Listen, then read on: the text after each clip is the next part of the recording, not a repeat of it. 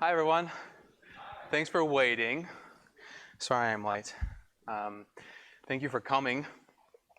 Thank you to my committee members who I see in the audience, my committee chair and advisor, Steve Weber, Deirdre Coy-Cheshire, and my outside committee member, Gabe Lenz from Political Science.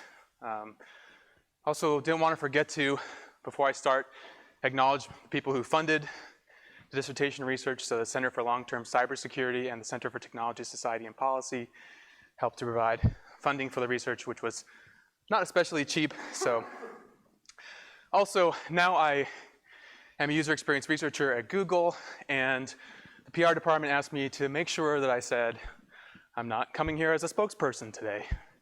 So if I say something that's not on the talking point of the companies, then don't blame them. Okay.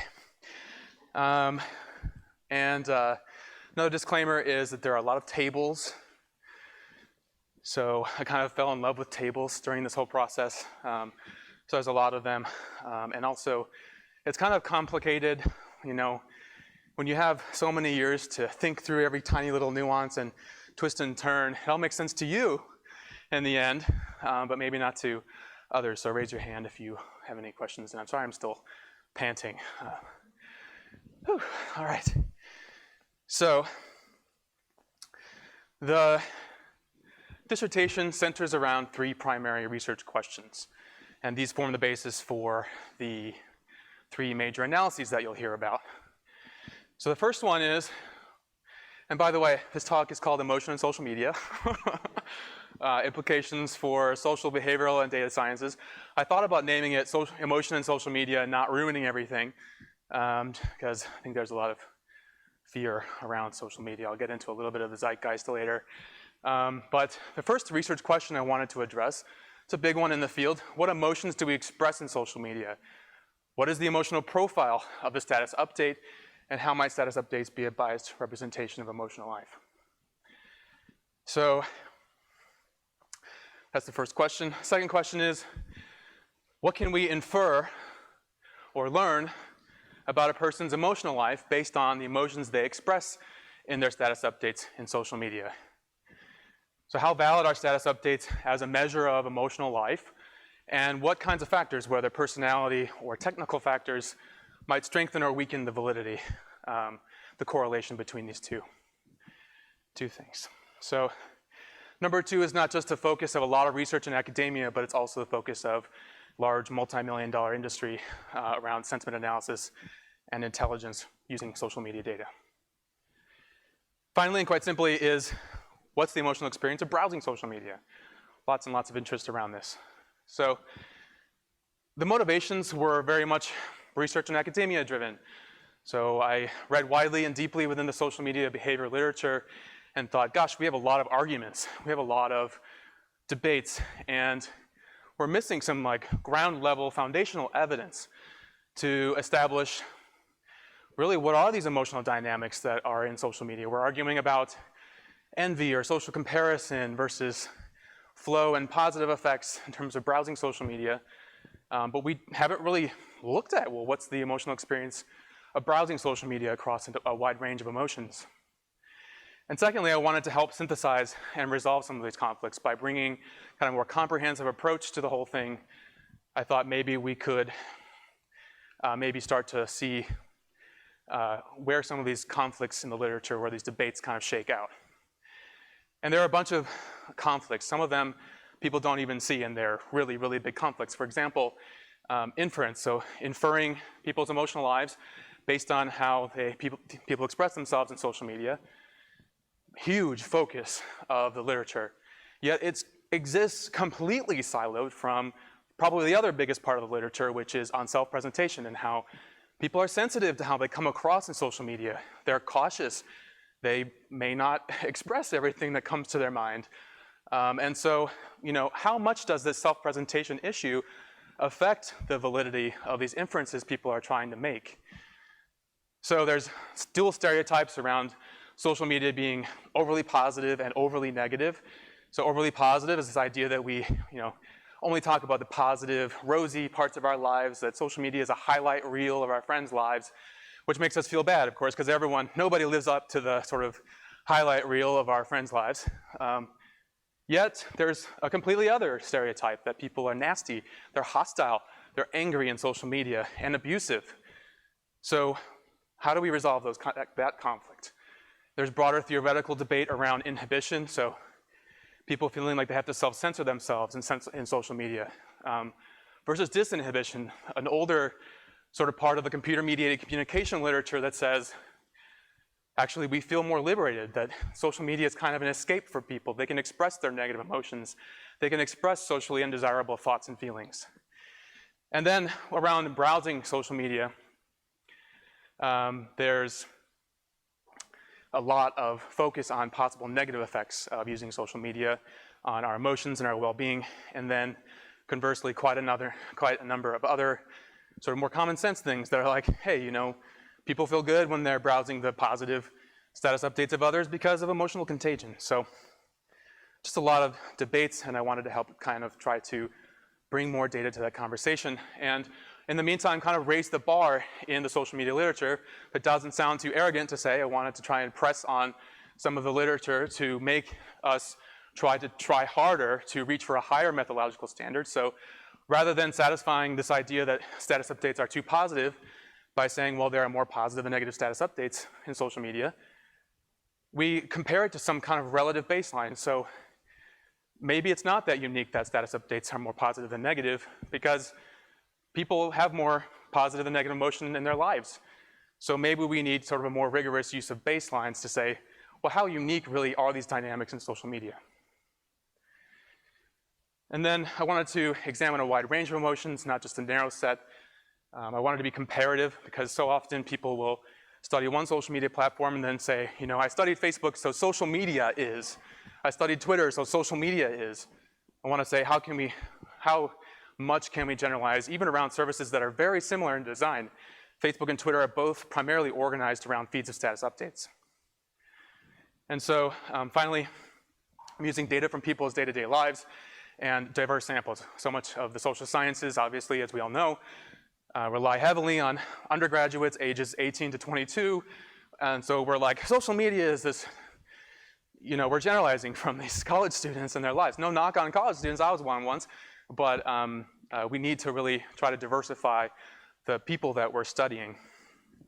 So, you know, there are lots of elephants in the room when you talk about emotion in social media, and this has been one of the joys and pleasures of studying this area, is that every day there's something new that people are worrying about.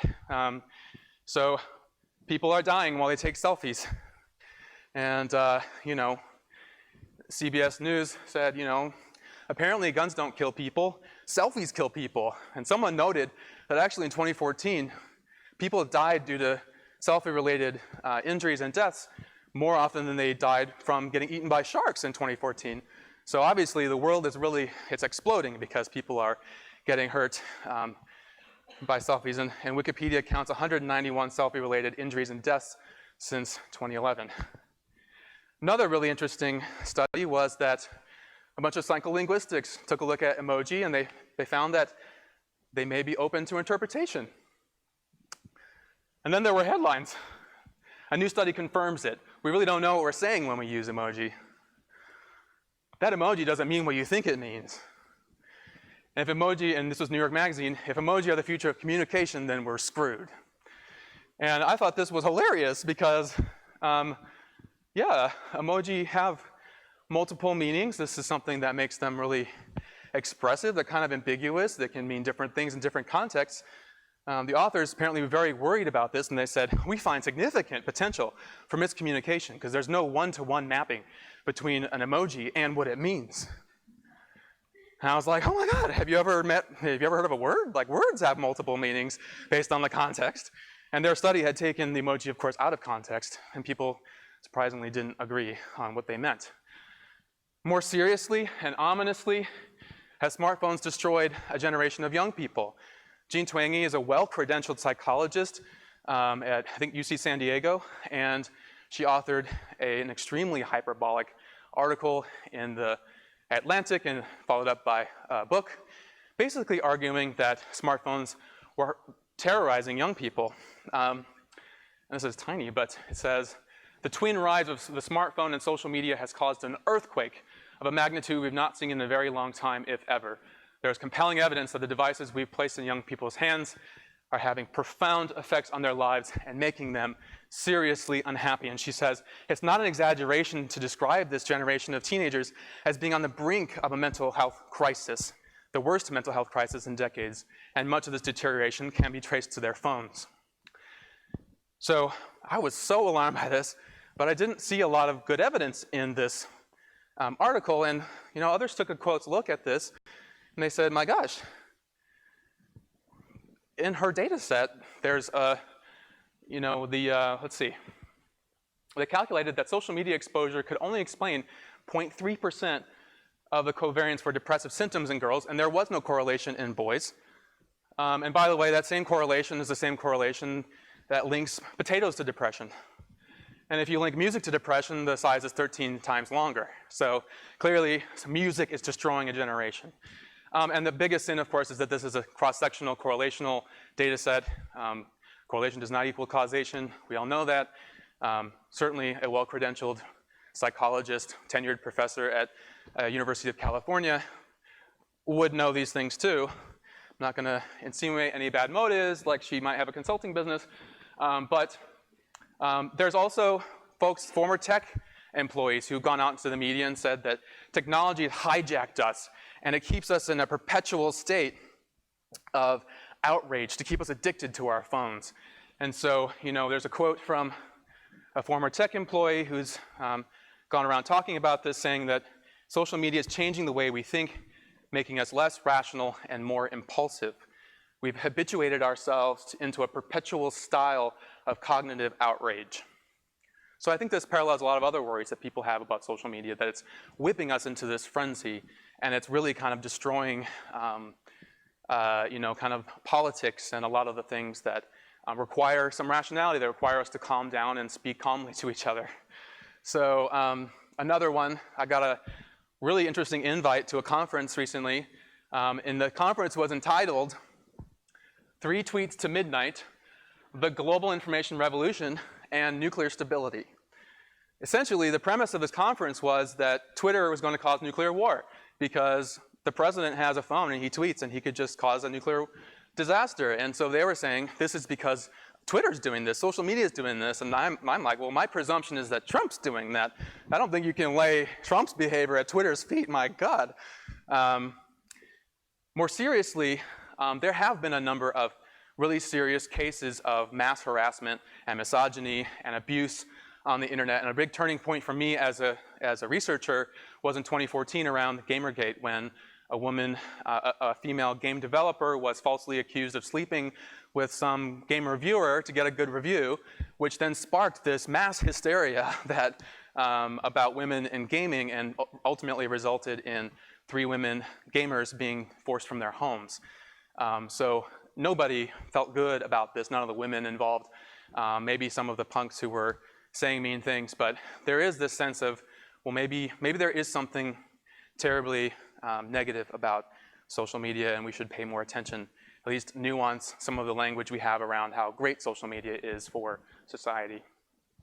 There's other stereotypes, like this movie, Ingrid Goes West, about a young woman who tries to, live up to this image of having an amazing life, and she goes out and takes all these Instagram photos of her amazing life and stalks this other Twitter or Instagram person that she loves, and it all goes wrong. Of course, what would the zeitgeist be without Black Mirror?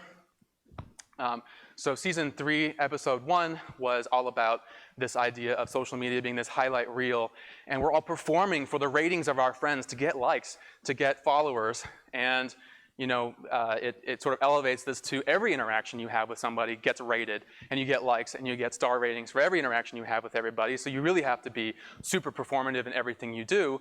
And it also doesn't end well for this poor woman. And the final episode is about how everyone gets together on the internet every day and votes on who should die, and then a swarm of drone killer bees goes and kills that person. And the social media platform that they use looks a lot like Twitter. Okay. But still in our zeitgeist is all these social media social movements, Black Lives Matter, #MeToo, #NeverAgain. So Still, even though I think we've reached a little bit of a fever pitch around emotion in social media and fear, there's still seeping through some of this optimism about what social media enables for social movement. So the rest of this presentation, any questions, by the way, before I get started, and the rest? Thank you. Okay, all right. So the rest of this presentation is sort of follows the outline of a normal dissertation. I'll talk about the related literature, hypotheses and research questions, my methodology, results, and discussion and implications. And so this will follow the outline of the 3 analyses. So we'll start with the emotional profile of the status update. And it didn't take scholars very long to recognize that there were parallels between social media and how people behaved in social media and earlier social psychology from the 50s. Basically, Irving Goffman said that social interactions in everyday life are like theater. We are playing characters for audiences. You know, we're very sensitive to how we come across to others, and because there's significant risk of embarrassment in social interactions, therefore we have to be very careful about how we come across. And so there's concepts of idealization from the 50s, from his work in the 50s, where we sort of play up the positive things about ourselves in social interactions and suppress evidence of dirty work, like the fact that I ran here today. We have to practice audience segregation because different audiences in our lives have different expectations for our behavior. My friends in one social group, I have to behave a little bit differently, or I want to behave a little bit differently than I might need to behave when I'm talking to my committee members, for example. And so there has to be some audience segregation in case those 2 representations of yourself may conflict. And then there's also the importance of expressive control. When you're in a social interaction with others, you need to really control yourself so that you don't do anything kind of spastic that might embarrass you. So all these kinds of concepts come into play in this sort of early social psychology. And so Goffman says we must be practiced in the ways of the stage. And scholars like Sherry Turkle said, on sites such as Facebook, we think we'll be presenting ourselves, but our profile ends up as somebody else, often the fantasy of who we want to be. Because we're so afraid of embarrassment, technology can actually kind of save us from that embarrassment by letting us control everything we say before we say it. So expressive control comes in again, and social media offers us more expressive control. And she even implies that we're presenting something even more positive than we would in a normal social situation. And Dana Boyd also noted several different new challenges. It wasn't like a normal social interaction. Yes, we had more expressive control, but we also had to deal with more invisible audiences. When I'm talking to you, I know who you all are. Social media, there are many contexts where I'm speaking, I don't know who I may be speaking to because my tweet may come up years later and may get retweeted to another audience I don't know. Collapsed context. So this is context collapse as a concept that Dana Boyd pioneered within the social media field. And this builds on the concept of audience segmentation. In social media, we don't really segment our audiences. We kind of friend everybody, and then we have to try to present ourselves successfully to all these different audiences. So her book is called It's Complicated, and I think everyone should read that. If you are just starting out learning about social media, I highly recommend that book because I think you should really start around social media with this idea that, yes, it is complicated. It doesn't take, it's not something that you can kind of make a bunch of sensational headlines around. So there's a ton of literature around self-presentation and emotional expression. A lot of people are managing these challenges of self-expression by managing multiple profiles. They might try to handle the ambiguity of who am I speaking to because I can't see you when I'm at the status update box. I can't see who's listening.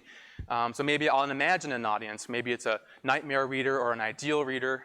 Maybe I might try to speak to the lowest common denominator. What's the things I can say that everyone I talk to will understand? There's a ton of research on how people withhold or self-censor themselves at the status update box. So Dawson Kramer, for example, find that about 33% of posts on Facebook are self-censored at the last minute. So you type a few characters and you delete it.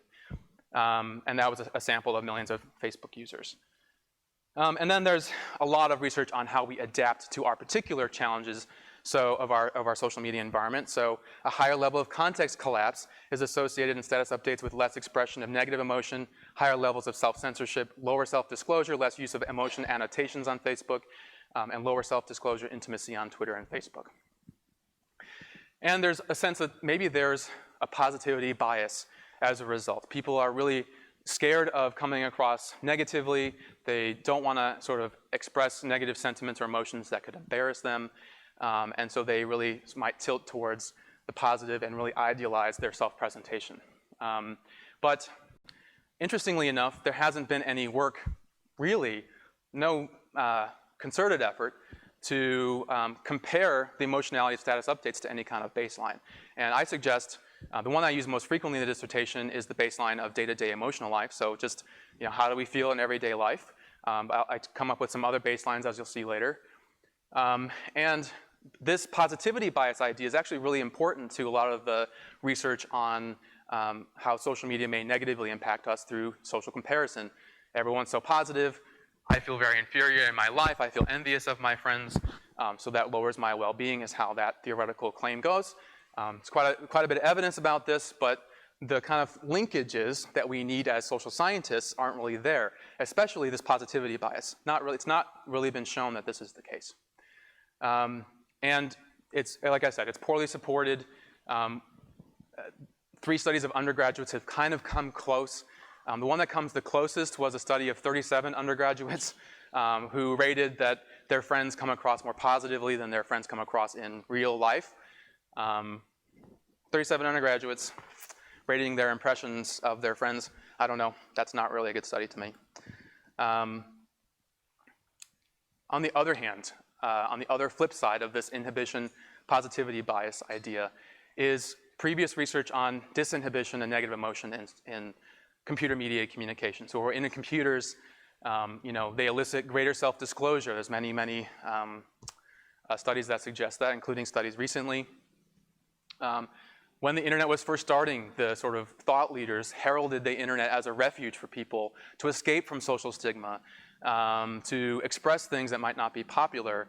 And theoretically, the idea was that the anonymity and expressive control, you could think before you say it, which helped people who are more socially anxious, and a lack of synchronous nonverbal cues. So when you're at the status update box, nobody's sitting in there making eye contact with you, nodding along, having facial expressions to what you say. And these synchronous nonverbal cues regulate our behavior. They guide us in communication, and that's not there in computer-mediated communication. So people are more disinhibited, and they may not have as much empathy because they can't see the person who's in pain because of what they're saying or doing. And along these lines, there's been a great deal of attention to flaming, harassment, and e-bile, especially in the wake of Gamergate. Further sort of fleshing out the emotional profile of the status update, there's a lot of evidence suggesting that when we're more aroused, we're more likely to share things, more likely to email things. Arousal states promote sharing and emailing regardless of the content that we might be sending. And then, of course, arousing content is more likely to be emailed. And people have more energy after commenting or posting in Facebook. But none of these things actually they actually look at the emotional contents of status updates. And that's one thing that I wanted to confirm. It sounds likely that there's an arousal bias in status updates from this literature. Everyone now assumes it, but we need to, I think, lay the groundwork and show that it actually plays out in status updates. So next I'll talk about the validity of these inferences people are trying to make. So there's been a lot of optimism from major multinational organizations, lots of corporations, a lot of people saying, how could all of this data spilling out of these social media services and the Google search engine be put to use to benefit society? And Chris Anderson, the former editor-in-chief of Wired, actually proclaimed the end of theory and the end of the scientific method, because no longer would we need to kind of model the world. We actually just had the world. We could just query the world in big data. And so status updates have been used in many studies to predict a wide range of phenomena. Elections, the stock market, box office revenues, obesity rates, and caloric balance. And then the biggest area of inference has been emotion, day-to-day emotions, life satisfaction, a measure of our satisfaction with life as a whole, and mental illnesses like depression. And there's been a lot of backlash to this optimism as well, and sort of this unbridled optimism and sort of magical thinking about the power of big data and what we could know, what we could find out. And so, for example, one of the earlier pieces of backlash was a study entitled, "No, you can't predict elections with Twitter," basically saying, okay, you know, these kind of lazy studies that were like, oh my God, there were so many more mentions of Obama than McCain in 2008, Twitter predicts elections. And he pointed out that actually there were more mentions of Obama than McCain in literally every state, and such, you know, therefore, you know, it doesn't really work below the surface. Let's be a little bit more critical in our thinking. Google Flu Trends is another one of these where Google touted sort of this ability of its search, of what people are typing in the search engine to predict outbreaks of influenza. The only problem is that it actually performed worse than the baseline model of simply projecting forward from existing CDC data.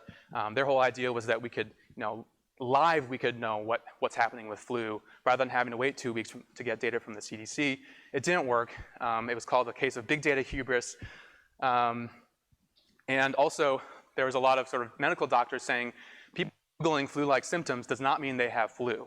A lot of people Google flu-like symptoms and they don't have the flu. They don't know what the symptoms of flu are.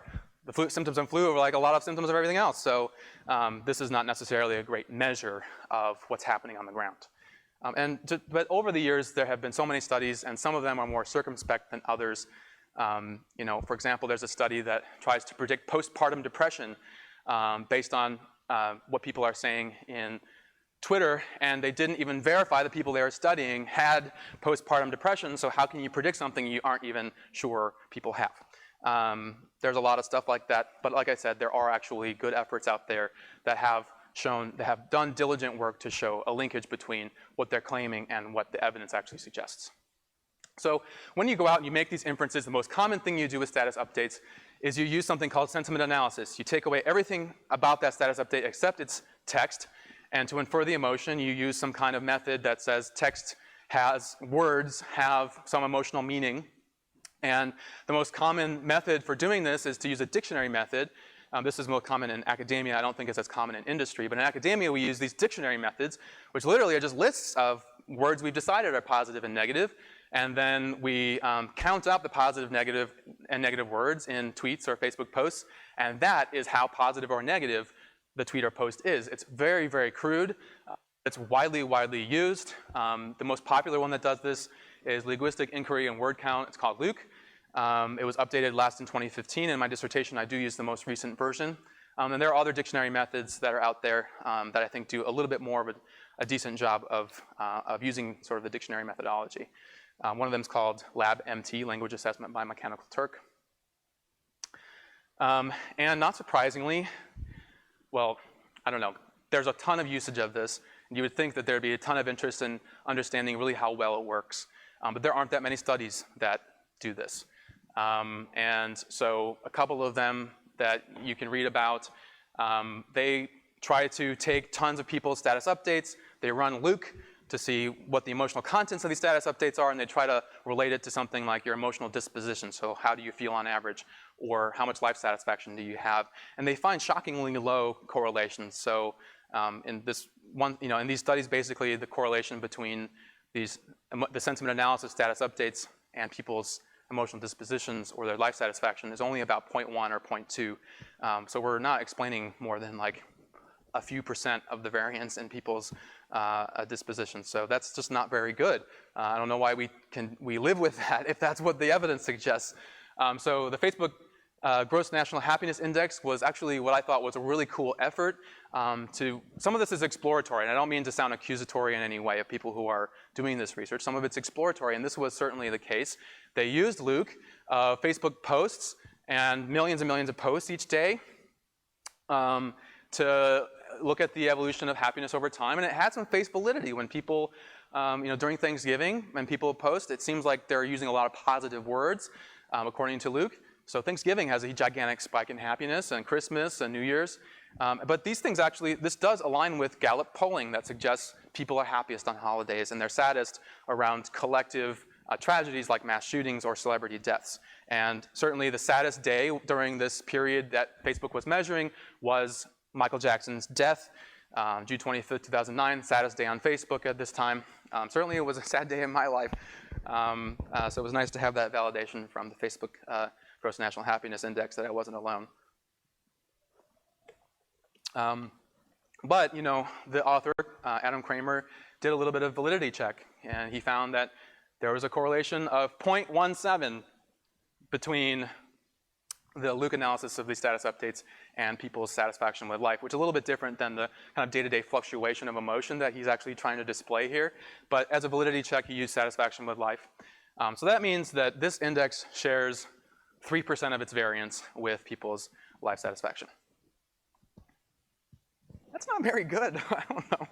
Well, I don't know what you guys think. Here's another effort that I think is really cool. It's called MadonnaMeatorg, and they show sort of fluctuations day to day in sentiment on Twitter. And there's a lot of really interesting stuff here. They use a different dictionary method called LabNT that I brought up, and I think it's a little bit better.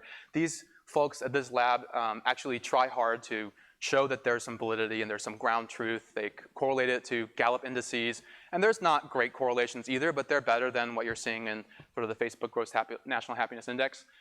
And you can see things like, you know, since this whole thing started in 2008, the saddest day in this index was the Orlando Pulse shootings. The second saddest was, I can't remember what the second saddest one is. The third saddest, I think, is the election of Donald Trump. And I'm missing the other one. But you can see the death of Robin Williams is a low one. Holidays also feature as high points. So Twitter has maybe a little bit of a liberal bias, I don't know. There's also a study that suggests that we shouldn't necessarily make inferences at the population level from what people are doing day to day in Twitter, because different people tweet at different times about different things. So you know, they might find wildly different reactions on Twitter to speeches that President Obama gave when public polling suggested, you know, positive reception. But in one speech, conservatives were outraged and they were tweeting, and it was very negative. In another speech, liberals were tweeting and they were excited. And so we had these like wild swings in emotion on Twitter that weren't really reflecting what was happening, what we were seeing in the public polls. And then I think probably the most high-profile use of social media and status updates to infer people's emotional lives or their emotional fluctuations was the Facebook experiment. And one of the, this was an emotional contagion experiment where they shifted kind of emotions in newsfeed to see how that would shift people's subsequent status updates, inferring that that was because of emotional contagion, that if you show people more positive posts and they start producing more positive posts as a response, that's because of emotional contagion. The company used this study also to defend itself against this idea that Facebook lowered well-being, that it was bad for people, making people sad and envious and feeling inferior. And they said, you know, our own research indicates that people respond positively to positive posts from their friends. And I wrote some articles about this, and it's basically said there's some real problems with this study. You know, they're using Luke, by the way, which has pretty terrible validity. By the way, they didn't mind the internal validity of this experiment. They shifted one emotion, positive or negative emotion in newsfeed, but didn't hold constant the other. And so when you're shifting both emotions around, you get a muddying effect. And so they really can't claim that people respond positively or only positively to status updates that are positive. There's actually a more incredulous statement from the author in the study saying that, you know, they basically can't imagine that somehow people imagine positive posts can make people feel bad. Well, somehow is, you know, social comparison, and lots of people are trying to propose reasons why positive posts might make people feel bad. So they also couldn't refute sort of alternative explanations like mimicry, conformity, and then another one that gets proposed, which is a self-enhancement envy spiral, where people are producing more positive posts because envy, when they see positive posts, they feel envy. It threatens their sense of self. And a common response to envy is to self-enhance and then say how great my life is. And so actually, the spiral we could be seeing could be a self-enhancement envy spiral. I've spent way too much time talking about this. Okay, so finally, the emotional effects of browsing social media. Lots of debate about this. Like I said, the emotional contagion experiment was about this. So Maura Burke's foundational seminal research on this topic, her dissertation in 2011, really basically framed the whole conversation for everyone else. And she proposed that there are basically 3 main uses of Facebook or social media. And this is for directed communication, broadcasting, and passive consumption. Directed communication is when I'm talking one-on-one with one person. When I'm commenting, I'm liking, I'm messaging. Broadcasting is broadcasting status updates to lots of people. Passive consumption is looking through profiles and looking through the newsfeed. What she found was that directed communication is associated with benefits in a number of well-being measures. Broadcasting, when you're posting, it doesn't do much good or bad for you.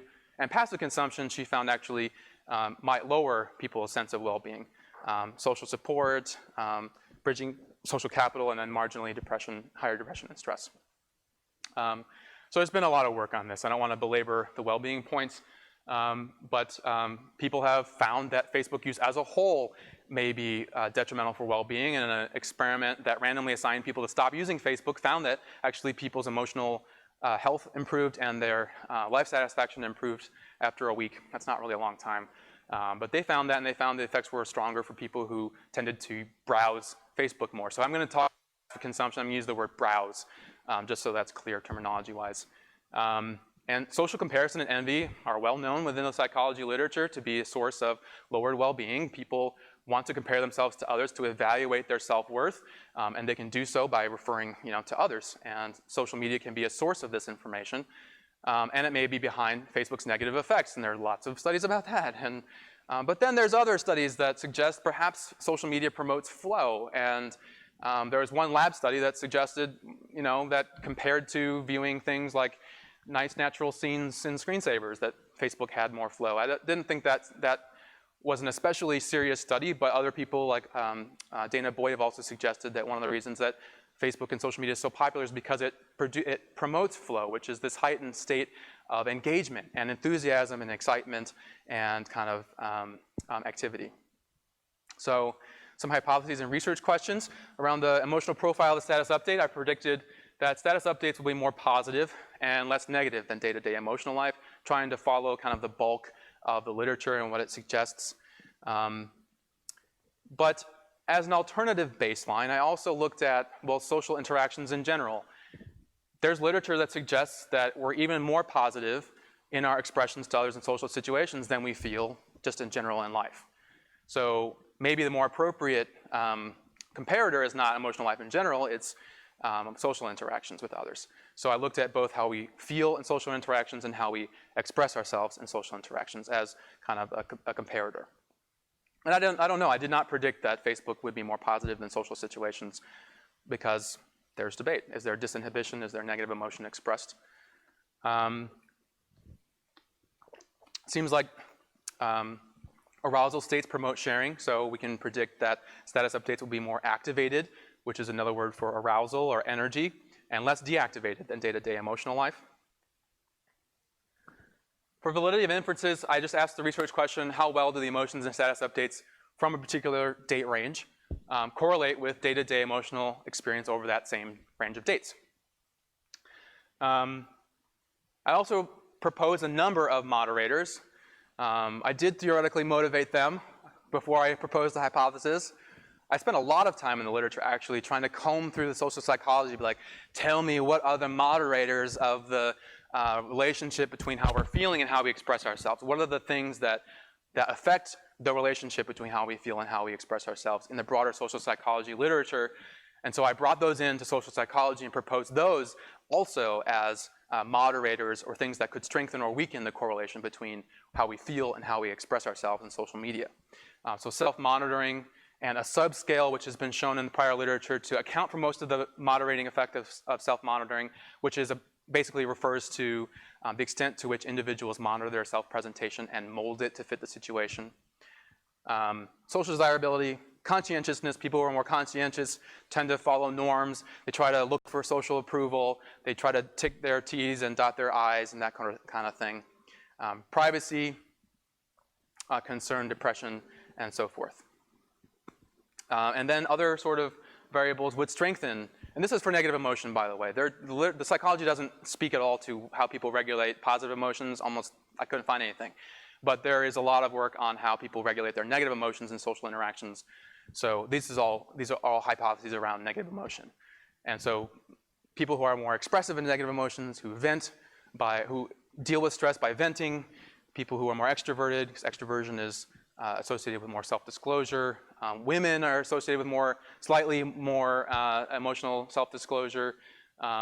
These should all strengthen validity, that connection between how we feel and how we express ourselves. And then finally, Luke, how well is this working?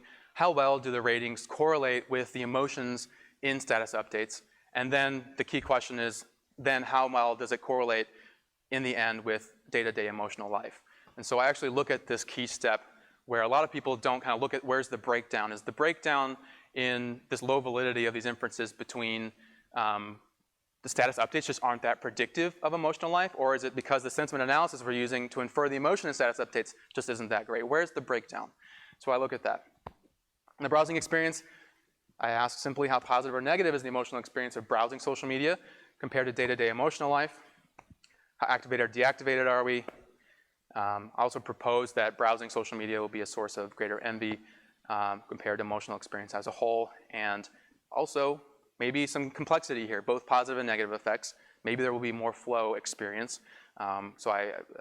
Enjoyment, interest, excitement, and a lower level of boredom when people are on social media. So, and synthesizing this literature in conclusion, there was a kind of overarching hypothesis that I saw, which was that status updates are overly positive, reflecting a concern for self-presentation, which in turn suggests there are limits on how valid status updates are for inferring our day-to-day emotional experience. And this positivity in turn ultimately causes us to feel some envy and perhaps other negative emotions while browsing social media. And so I'm able to test this entire chain of reasoning with my research design and compare it alongside other sorts of alternatives like emotional contagion. So the research design involved an opening questionnaire, 1 week of experience sampling, and a closing questionnaire.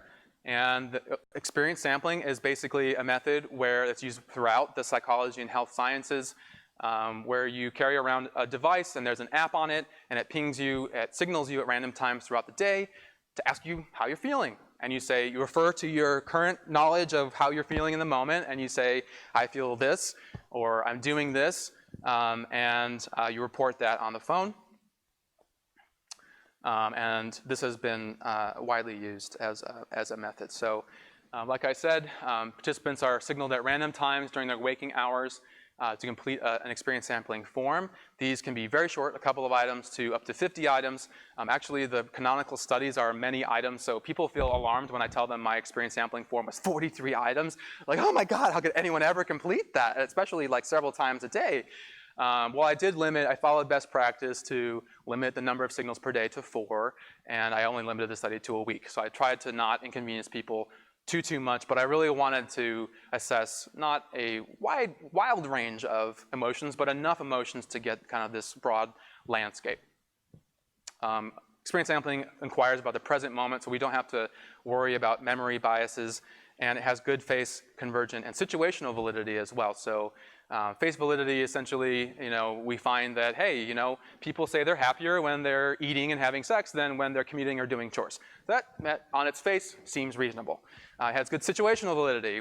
People don't say they're with others if they say they're also not talking. And people don't report being alone when they're talking. So that's good situational validity, and there's good convergent validity with hormones and heart rate monitors and other things for measures of feeling rushed or tense or stressed and so forth. So there's quite a bit of good work on this suggesting this is a very good method and a reliable method at that. But there are some worries around this, and so best practice is to kind of pay attention to how intrusive you are If you're having big drop-offs in signal response rates, or you're seeing that you're signaling and asking people about their emotions is really changing something about them, changing their mental health, you want to test for that and make sure you're not doing that.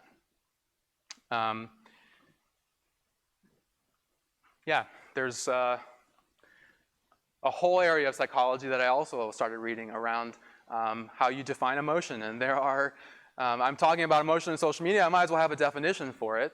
So the traditional in psychology definition is around kind of this canonical work by Ekman in the 60s, I believe, where they went to Aboriginal tribes and they noted that these people who had never been exposed to Western civilization also smiled. They also scowled. And they took that to be evidence that there are these things called basic emotions. Now, they don't tell you in this theory, in this set of, in this literature, what are the basic emotions. There's like 5 to 8 that people commonly mention, but there are others. It's like basic emotions are supposed to be these sort of automatic, tightly coordinated psychological, physiological, and behavioral responses to regularities of the evolutionary environment. So the need to escape from a predator causes fear. The need to expel an impurity causes disgust.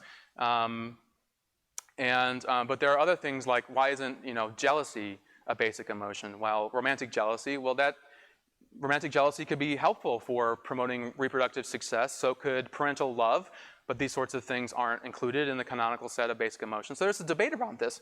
It's really interesting. A lot of people talk about emotion on social media and don't even talk about how much debate there is about emotion. Psychological construction theory is a theory of emotion that I find a little bit more intuitively appealing, which suggests that there's really quite a wide variety of emotions because emotions are as varied as language itself. And that emotions are basically cognitions. They're ways that we make sense of sensory patterns. It's not that we don't actually have sensations in our bodies and don't respond to the environment in some kind of feeling way. It's just that how we make sense of them and language about them is really much more determined by our cognition. And many of these automated responses, like running in the face of a threat, or recoiling when someone threatens you, and so forth, these are actually hardwired into the brain, and we can express those automatic responses without even feeling afraid, and we can conversely feel afraid without expressing those automatic responses. So there's a decoupling of some of these things that are happening within this theory. There's well-being. Subjective well-being has 2 components in the behavioral economics and positive psychology literature. The first component is day-to-day emotional experience. That's typically measured through experience sampling. If you can, sometimes people do it with surveys, not as good. And then the second component of it is life satisfaction. So how satisfied are you sort of retrospectively thinking about your life as a whole? So one of them is a very immediate, momentary, like how are you feeling now, of course, across the moments of your life. One of them is really how do you sort of feel about your life as a whole. And then many people also say that well-being should be this broader concept, this portfolio of outcomes that is about mental health, about physical health, about how many friends you have and the social support you have.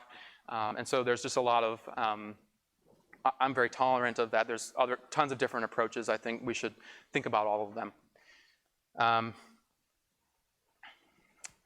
And another really key thing to know about emotion for this dissertation is I follow a model of core affect from the psychological construction theory, which essentially proposes that emotions can be arrayed along 2 primary dimensions. And not every bit of emotion can be arrayed in this way. You can't, it's a reduction of complexity, not necessarily acknowledging all the different complexity that specific emotions have in different contexts, the social complexities that they have. But in general, emotions can be arrayed along 2 dimensions of valence, which is positive or negative feeling, pleasure or displeasure, and arousal, which is a sense of drowsiness or energy. And so the measure that I use of core affect in my dissertation was adapted from a validated measure in these guys here. I say adapted because I tried to be, pre-tested all of these things with mechanical Turkers to be like, does this emotion apply to status updates just as easily as it does to emotional life in general?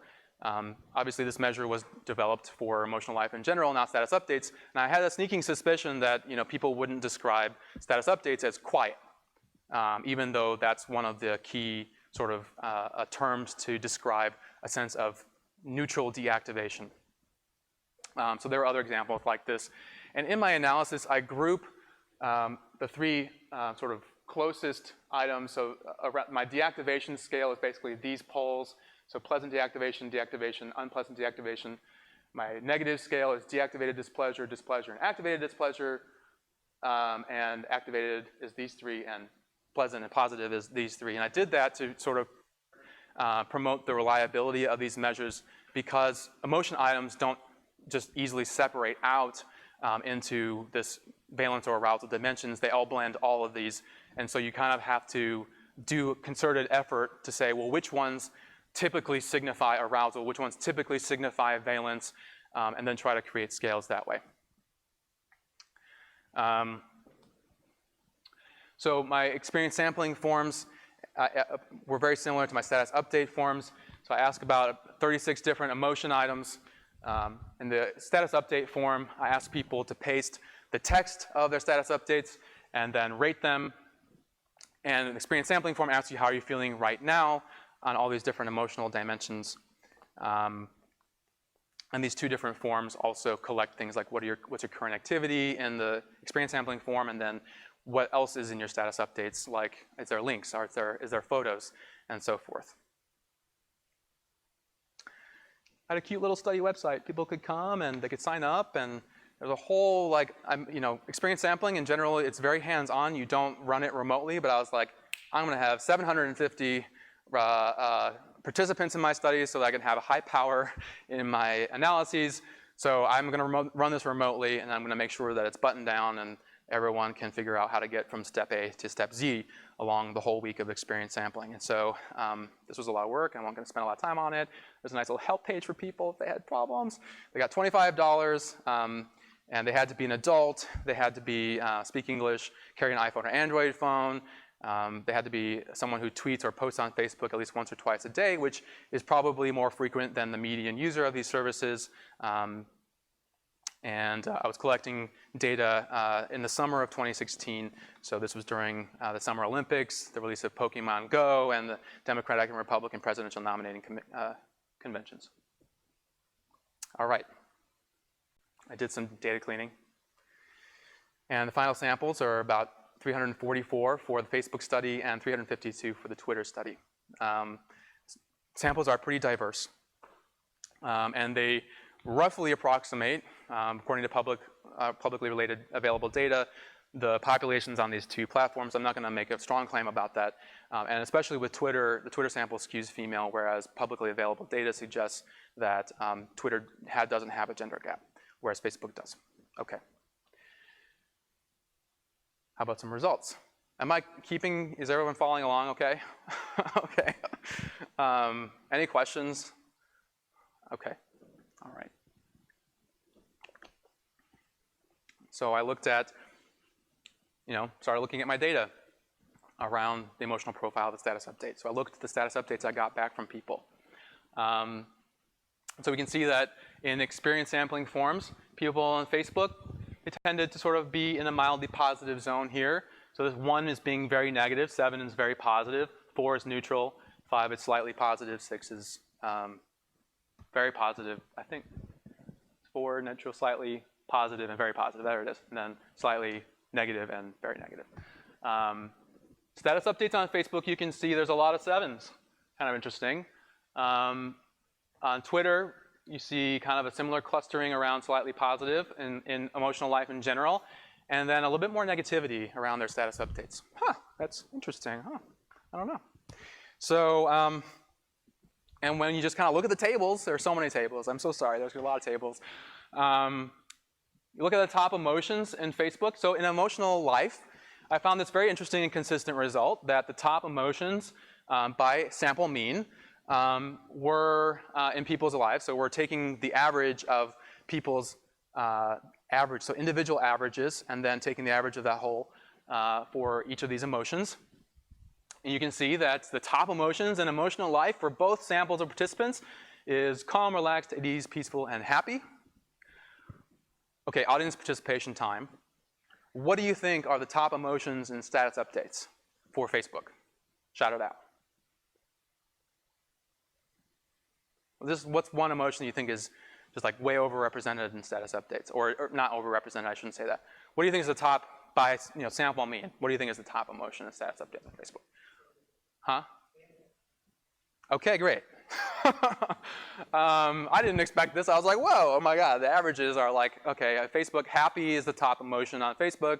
Not, that's not contradicting any kind of preconceived notion I had, but then calm, interested, relaxed, and peaceful, I was like, huh, okay. And then Twitter, I'm like, Twitter is so angry, but actually the top emotion on Twitter is calm, followed by relaxed, at ease, happy, and interested. And I feel like this is the point where people are like, your methodology sucks, you have to be crazy, this can't be true.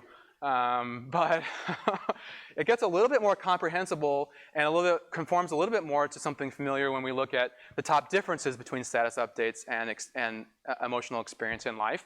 So what do you think the top differences are? What are the emotions that what's the biggest difference between what people are saying in their status updates and what they're feeling in emotional life? Any guesses? They have like pretty big, Cohen's D, like super highly significant in terms of the differences.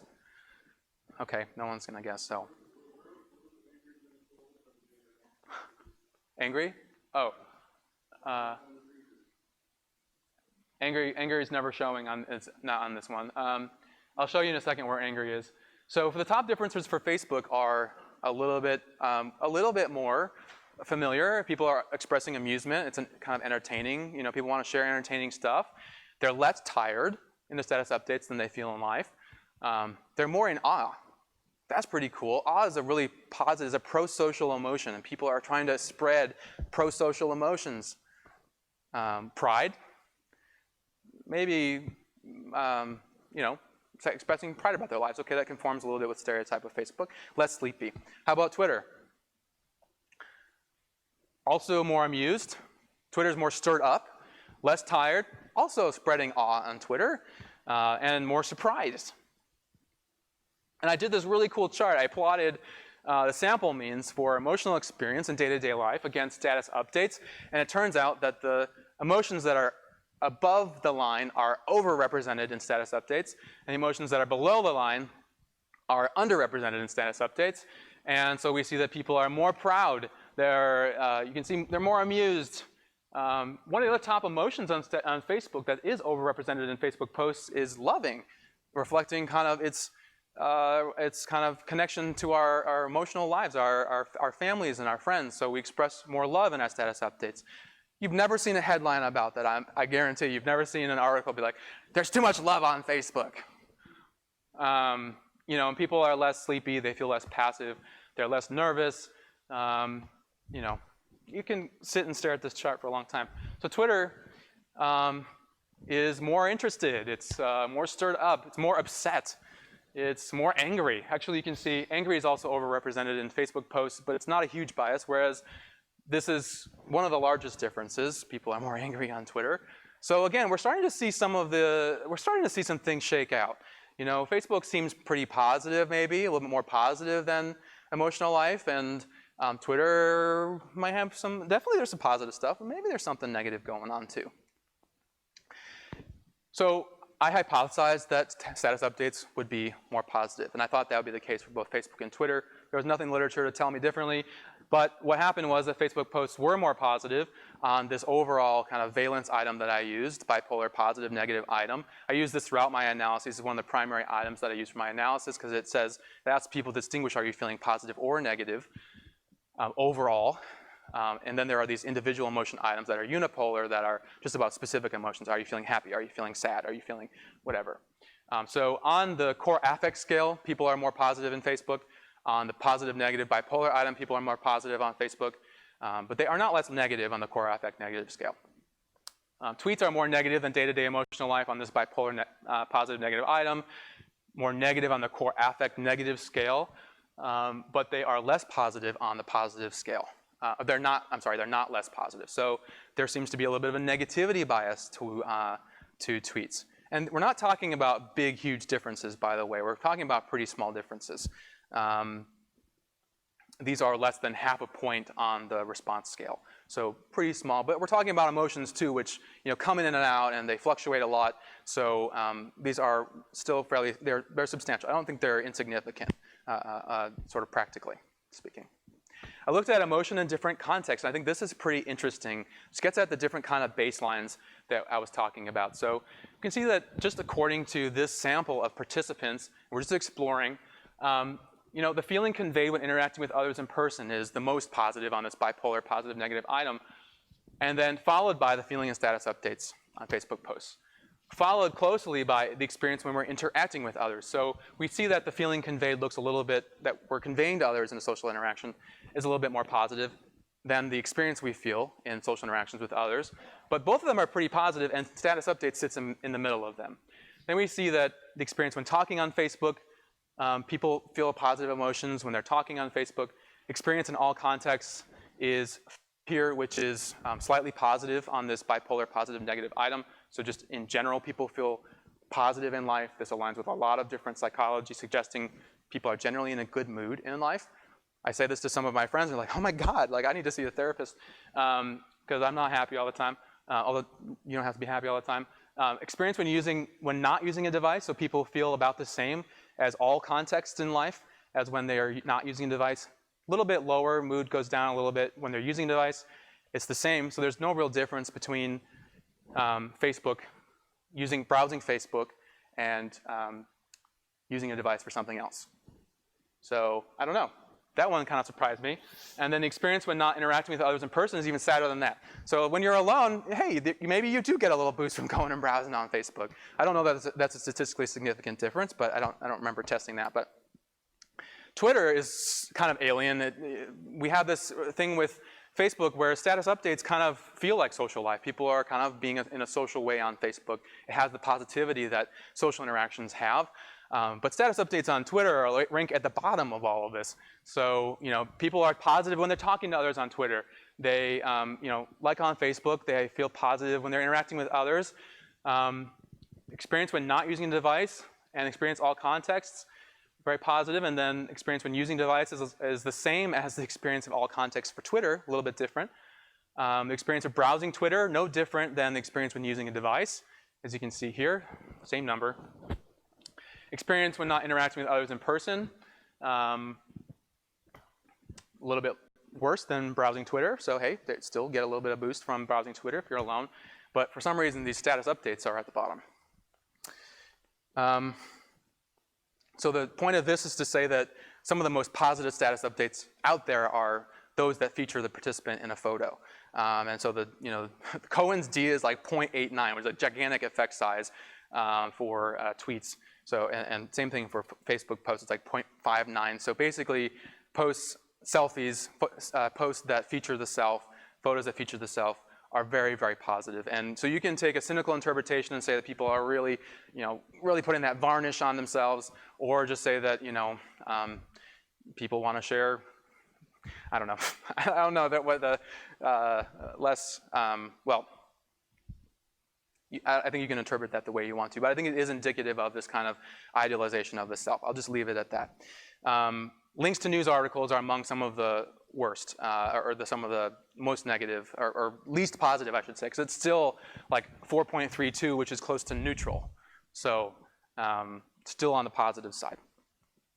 And so in my data set, about 1 out of every status updates on Facebook contained a photo of the self, suggesting sort of this varnishing effect on Facebook, whereas only 1 out of every 30 tweets in my data set had a photo of the participant.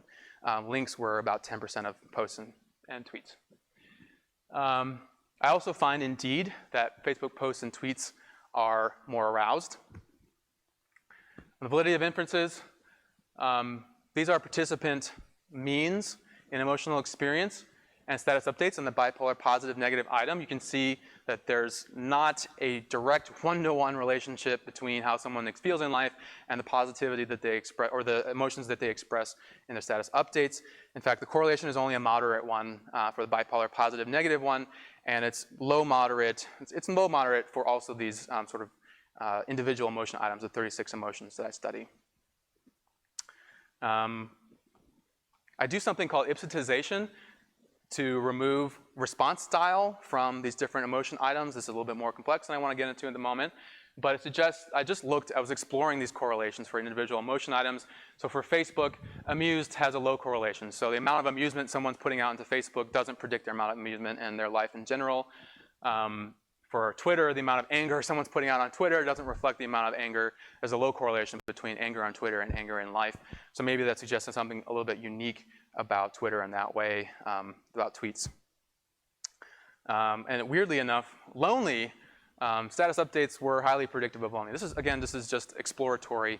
I don't know that any of this will replicate specifically in this order, but it's interesting to look at.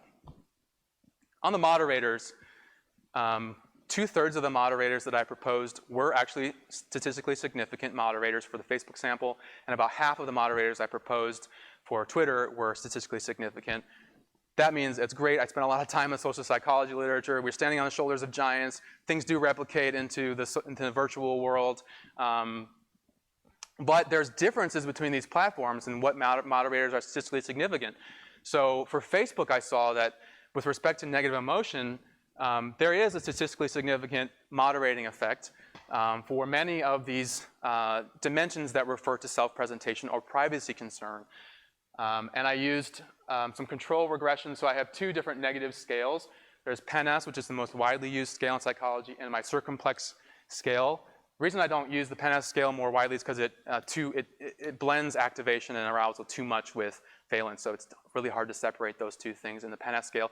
But I do use them here because they're widely used, and they're also, these scales have been shown to be moderators of experience and expression for PENS. So you can see that they continue to replicate.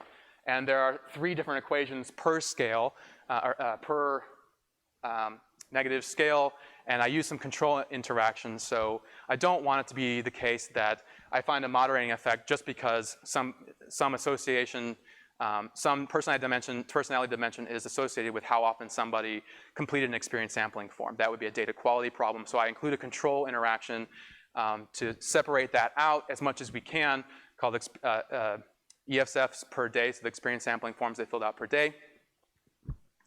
So I'm running really long here. There's a huge list of them.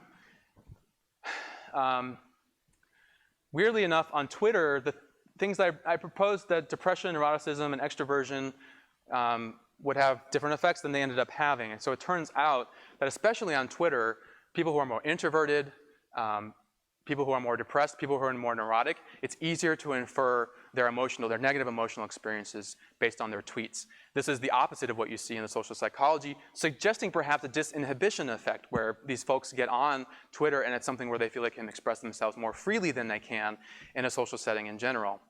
But the inhibition, the sort of disinhibition, inhibition, you can really see the inhibition effects with this blue chunk up here, basically showing that all these self-presentation and privacy concerns do weaken the validity of Facebook posts for people who are higher in privacy concern, higher in self-presentation concern. And then a really very simple one, which is status updates per day. How often you tweet or post, the more you tweet or post, the easier it is to infer your emotional life. The long and short of this table is that there are very, very low correlations between Luke ratings of the emotions in posts and tweets and the actual participant ratings of those emotions. And I used the specific emotions that Luke has ratings for. And you can see that the correlations are very like 0.8, 0.3, 0.05, 0.19 for the positive negative scale, and which takes into account both measures of positive and negative in Luke. And then so this is for the Luke reading of status updates. Then when you go Luke to status updates to emotional life, you see basically a complete dissipation of the relationship between status updates and emotional life. So Luke has not enough validity to carry on the low moderate validity we get from status updates. So we need a really good sentiment analysis tool, not a crappy one, to really do these kinds of inferences that are being experimented with and published all over the literature. So basically, my findings support the small set of studies that have also shown this similar thing. And the browsing experience, so I have two different comparators for browsing Facebook, interacting in person, and other device uses. Browsing Facebook and Twitter, is it really, basically, is it unique according to emotional life? How is it different from emotional life? And then because browsing social media can be seen as maybe a form of social setting, how does it compare to interactions with others, our emotional experiences when we're interacting with others in social settings? And then browsing social media is a form of a device use by definition, so how does it compare to all other device uses? And so you can see that people are very stable across these contexts. Calm, relaxed, at ease, peaceful, happy. Calm, relaxed, these are the top emotions by sample mean. Interacting in person is a little bit different, it's a little bit happier. So calm, relaxed, happy, at ease, peaceful. Calm, happy, relaxed, peaceful, at ease. And browsing Facebook, it's the same thing. Calm, relaxed, happy, at ease, peaceful, happy. Same thing with Twitter. Calm, relaxed, at ease, peaceful, happy. So smartphones are not destroying a generation. Okay, when you look at the top differences, when people browse Facebook, compared to all other emotions, all other emotional life contexts, they feel less active. They feel more bored. They feel more passive, more tired, more sleepy. Compared to interacting in person with others, they feel less active, more bored, more sleepy, less loving, less enthusiastic. Compared to other device uses, less active, more tired, more sleepy, less stirred up, less anxious. So what I get from this is that there's a huge lower sort of deactivating effect. People are coming down. They're not winding up. They're winding down. If they're becoming more bored, passive, sleepy, tired, that is winding down. That is not getting whipped into a frenzy. Same thing with Twitter. People become less active, more bored, sleepy, more lonely, more disgusted on Twitter. That's how they feel. More disgusted browsing Twitter. And you see a similar kind of predominance in these top differences along the arousal dimension. And when you look at the scales that I have, the positive, negative, bipolar item, along with the core affect scales, it's pretty clear. The bolded things are statistically significant. It's pretty clear that you've got these big, they're much less activated, huge p-value, tiny, tiny p-value, much more deactivated, tiny, tiny p-value. It extends across the other contexts. Same thing with Twitter. It extends across the three contexts. So compared to all of these comparators, it sounds like people are actually winding down when they browse social media. And this totally surprised me. I had to sit with this one for several days. I was like, the world doesn't make any sense. I don't know. But I was almost like, now just throw it out. Like, I just throw out my data. I did it all wrong. This can't be possibly true. But after a few days, I was like, maybe it's true. Maybe I should do like a literature search to be like, do people like wind down when they, like, in what context do people wind down? And I found actually that when people are using other sources of media, like watching TV or whatever, they also tend to wind down. There's kind of a rejuvenation, kind of relaxation, taking the mind off of work kind of effect. And maybe that's the same thing that's happening around social media when people are browsing social media.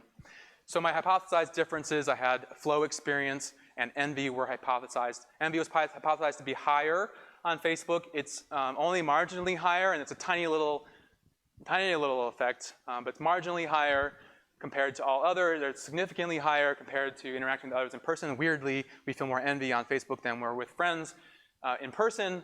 Compared to other device uses, there's no effect, and no flow compared to the comparators on Facebook. Weirdly, Twitter actually is less envious, almost significant compared to all other experiences in life, and compared to other device uses, it is significantly less. You feel less envy. So Twitter is conducive to envy relief, which actually kind of aligns with the emotional profile of tweets. They're more negative than emotional life. So in comparison, we feel good about ourselves. Like, it's a relief to know that people are suffering out there. So am I, you know, that kind of thing. And then again, there's no flow experience compared to the comparators. So this all begs the question, okay, now that we've looked at this whole emotional profile, is there any emotional contagion? Tweets and Facebook posts are more activated, yet we're seeing people deactivate when they browse these feeds of status updates. Facebook posts are more positive, but people seem to tilt a little bit negative in Facebook. Tweets are both negative, and people feel a little bit more negative when they browse Twitter, so that's in alignment. But what's happening? So I redid the status update data set a little bit, and I basically compared all status updates to all non-browsing experience sampling forms to see, to basically create a new comparator for this browsing social media versus non-browsing. Take the differences between browsing and non-browsing and status updates and non-browsing and see if there's a correlation between those differences. It turns out that actually the emotions that are overrepresented in Facebook posts tend to actually be a little bit underrepresented in the Facebook browsing experience, suggesting that actually emotional contagion is not the primary effect.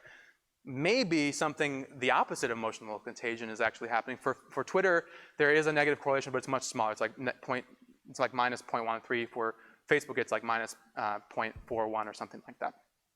And the top differences between status updates and non-browsing experience ESFs, as we saw before, basically amused, less tired, more in awe, more proud, less sleepy.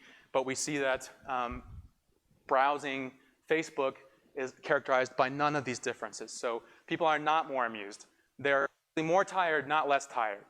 Actually, not more in awe. They feel more proud. They feel less proud of Facebook. And they feel more sleepy browsing Facebook. So on these top differences between status updates and emotional life, none of these characterize the browsing experience for Facebook. We see the same thing in Twitter.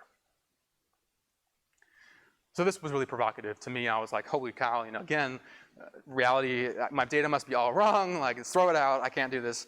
But I sat with it for a few days, and I was like, all right, if this is true, then maybe emotional contagion just isn't very potent. Maybe the things that we're doing on social media, maybe it's I'll talk about this a little bit later, but well, I don't have any real later. I think I'm over time now. But anyway, maybe it's the situational correlates of browsing social media. We often maybe browse social media while we're laying in bed. So even if the content is hyper alarming, we're laying down and we're like, I feel sleepy. Maybe it's that really emotional contagion isn't a very potent effect, and these opposite effects, like social comparison, are much more potent, actually. And there's other alternative explanations as well. So, we found that overall, status updates seem to reflect the contours of emotional life, but Facebook posts are more positive, tweets are more negative, both are more aroused. Facebook posts are not more positive in social settings, so they're not especially alien according to that comparator. Emotion and status updates has a low moderate correlation with emotions of day-to-day life. Correlation is weaker in Facebook posts for people higher in attention to self-presentation and privacy. It's stronger, the connection is stronger for people higher in introversion, depression, and neuroticism for tweets, and to some extent in Facebook as well. Luke fully dissipates the low moderate correlation between status updates and day-to-day life. And on average, the emotional experience of browsing Facebook and Twitter appears to be a little bit more negative, but the biggest effect, the most robust effect, is that people seem to be winding down. And emotional contagion via status updates may not be an especially potent emotional dynamic. Perhaps even the opposite may be more likely, i.e. Envy in response to positive posts. I won't go through this in complete detail, although no one's leaving. Maybe I will. So basically, we have some nuance now. Inference versus self-presentation. We find reasons to support self-presentation as an important dynamic. Self-presentation higher self-presentation and privacy concern moderates the association between status updates and emotional life. But there is some ability to make inferences between status updates and emotional life. There's a low moderate correlation. But unfortunately, it dissipates fully with Luke, so we need to use better techniques, really good techniques, not these kind of crappy techniques. There's more nuance on this overly positive, overly negative thing. So if you look at it one way, well, one stereotype pertains to Facebook, overly positive. One stereotype pertains to Twitter, overly negative.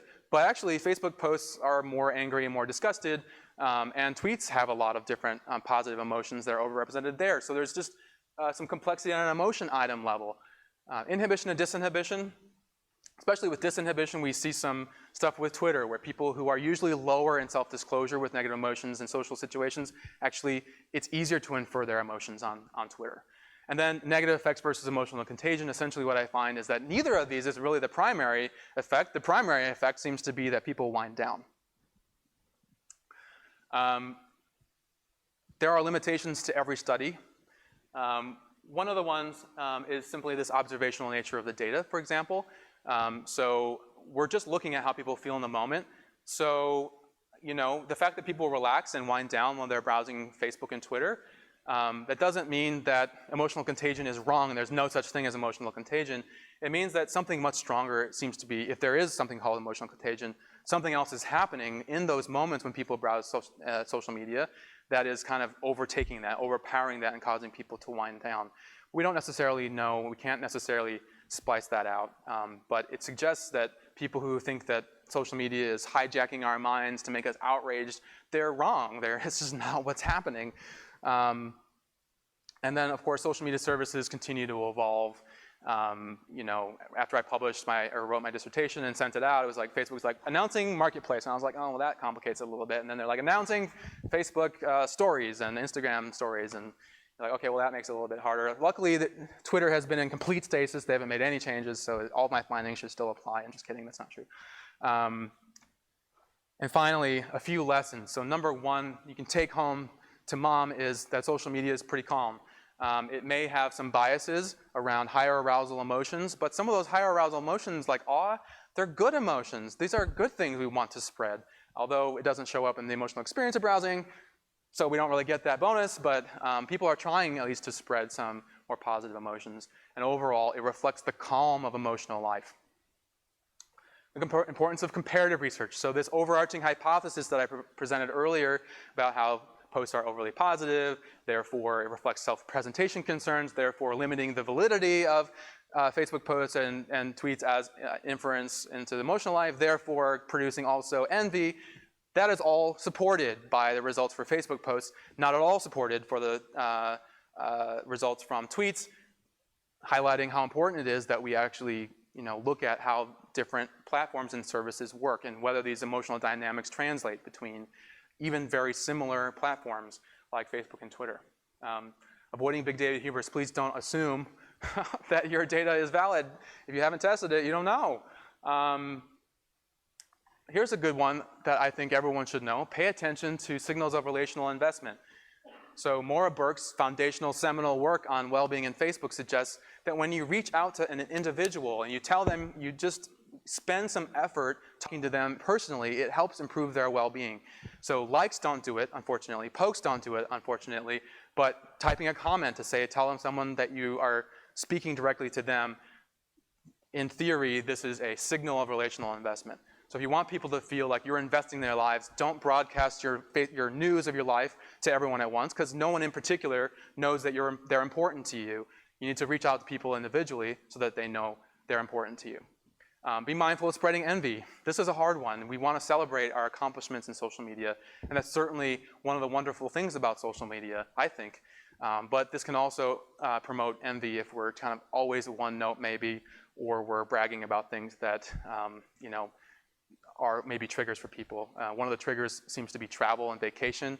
So a lot of people don't get to take a lot of vacation, and that causes a lot of envy, according to one of the other studies. I don't know. Take it with a grain of salt. Take it for what you will, but I think it's important to be mindful. And then because social media and the status update box, you don't have a person who's sitting there who you can see you're hurting, don't be a jerk. There are no jerks here, I'm sure, but it's easy to get carried away and say something mean and not kind of see the kind of person who you're actually talking to. So that's it. Thanks so much.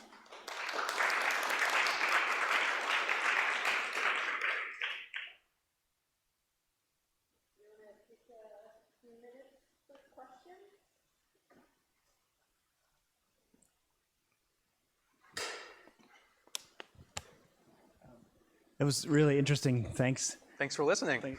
I wanted to ask about the connection to personality research and some of the studies that claim they can predict the dark triad of psychopathy and neuroticism and Machiavellianism through this kind of quantitative analysis of status updates. And if you thought at all about emotion and personality and that's the question. Yeah. So people who are more neurotic, it's easier to infer their negative emotional life. So that's a key personality dimension within the Big Five.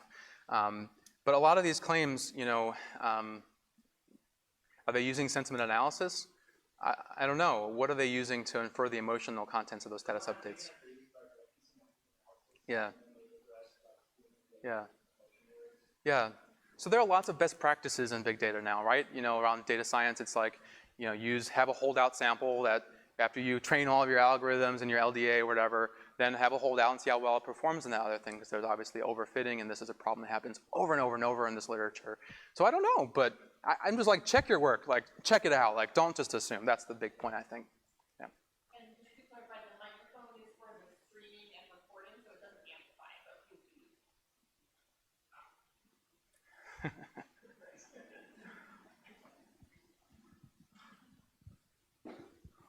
Yeah, thanks for your talk. I think it's an extremely powerful data set you have there. Thank you. I was wondering if you had a look at the temporal dynamics of these emotions. So I could imagine that maybe you, like, just to develop a causal model, you would first feel a certain emotion and then express it on social media. Did you find something like this, like to? I'd love to do that. I didn't do it. I looked, very basically at averages. Yeah. I didn't look over time at all. But I would assume that we'll probably find something like that.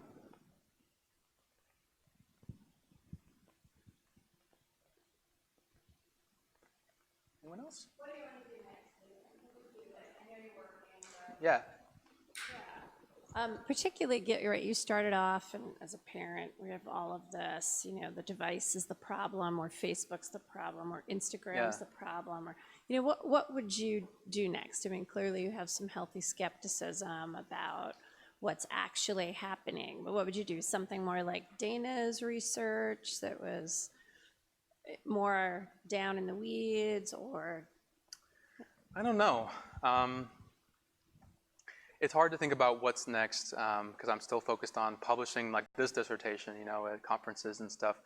But I think like Dana's book is like the model of what you should do because she talks about how there are lots of things. There's a huge variety of how people use something as broad and general like social media, and it's just important to keep in mind all the contexts and not lose that sense of the diversity of uses and effects. So. What would I do next?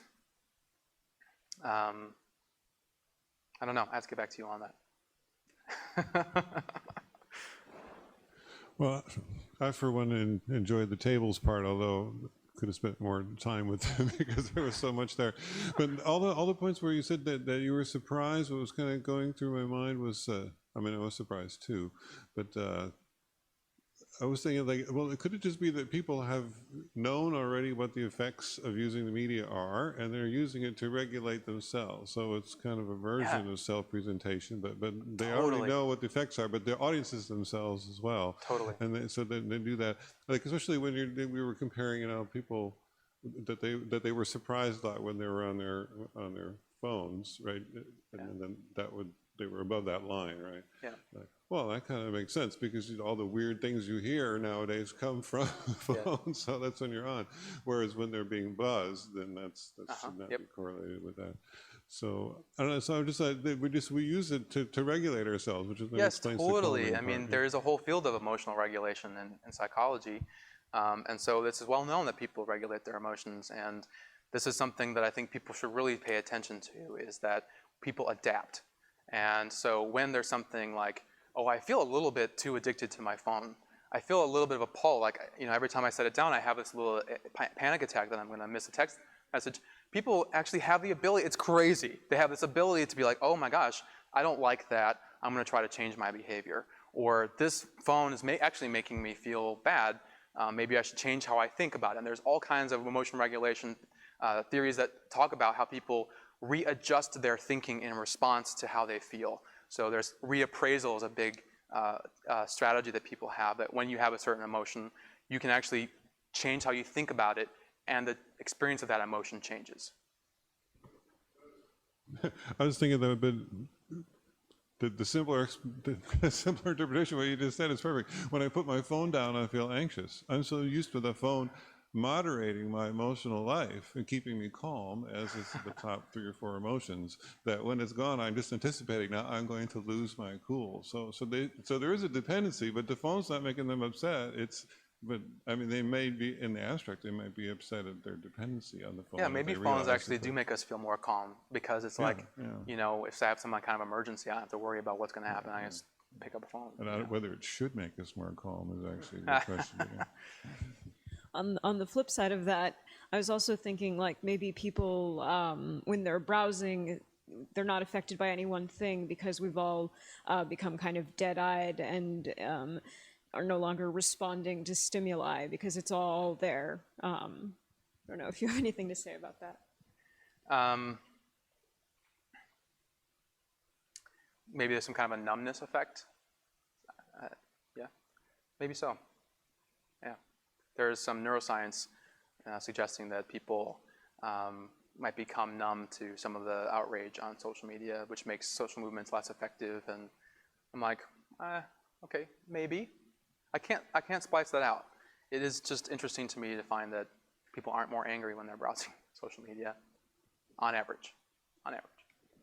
They also don't feel all these positive emotions on the flip side, like the awe, the pride, love, maybe not coming through on the other side. I don't know. I think maybe there's just this big homeostasis effect where it's like we just feel the way that we feel and the emotional inputs don't have a huge effect on us.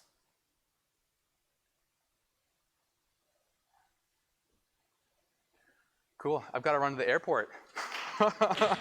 Thanks so much.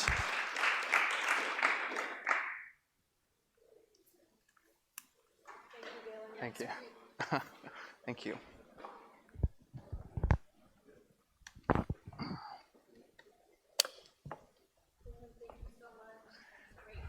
Thank you. I don't know now if to want this because you're about to get on an airplane. Oh my gosh, what is it? It's just our little speaker gift. Oh.